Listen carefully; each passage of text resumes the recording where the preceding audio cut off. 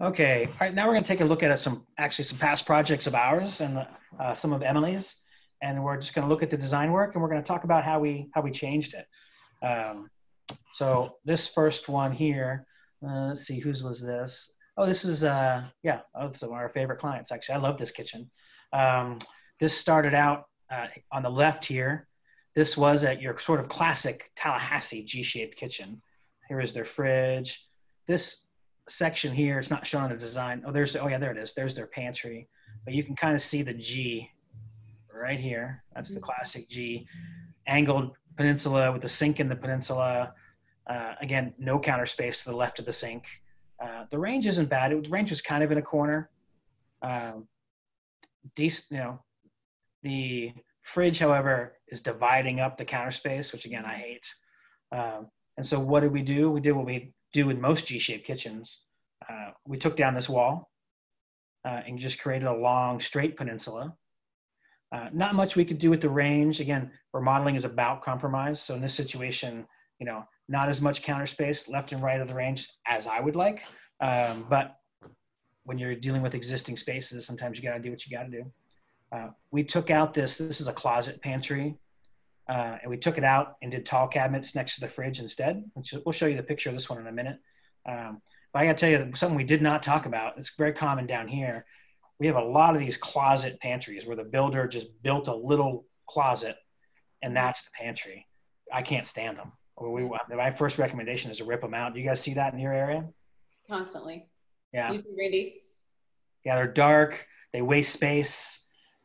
Yeah, tear those things out. The easiest thing, even if the rest of your kitchen stays exactly the same, rip out that closet pantry and put in a tall cabinet. You're going to get more storage. It's going to feel more open. It's going to look better. Yeah. Yeah, we do that all the time. Incorporate the pantry into the cabinets and get rid of those small little pantries that look horrible. Yeah, if you can't have a walk-in, use pantry cabinets. That's kind of my advice. But here, let's take a look at this one. This is the finished. So here's before. You guys can kind of see this is, I got the classic G shape. There's the weird counter space over here next to the fridge. It doesn't really do much except house the microwave. Classic wallpaper. That's a different story. And here's what we did with it. What's the thumbs up? No, I love the wallpaper. I'm just messing with you. Oh yes. Yeah. Someone loved it at some point. Trends change. And here it is after. So we took the wall down. We don't need this transom here. That's a decorative transom. But we, in our design conversations, they wanted a way to separate the space a little bit, and that transom idea came up. And I dig it. I think it came out cool. It's unique. I love it, and it lets more light in. Yeah, it's a way of opening it up without making it totally open. Mm-hmm.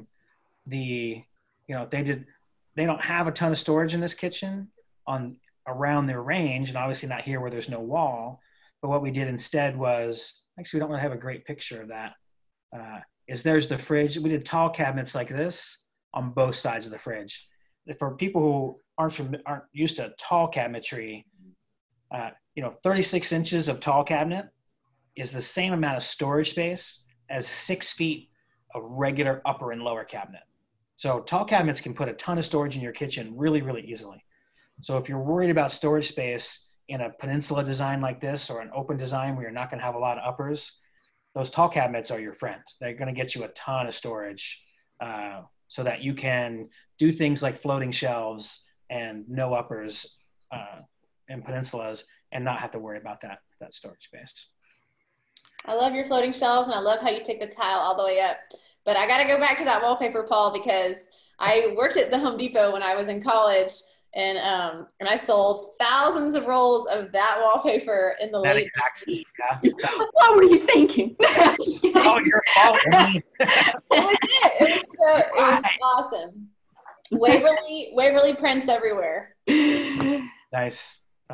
Yeah, trends change. We get that. Yeah. But the nice thing about, this kitchen, I would argue the design from the beginning, the layout, the efficiency, from day one, the day this house was built, they built problems into it.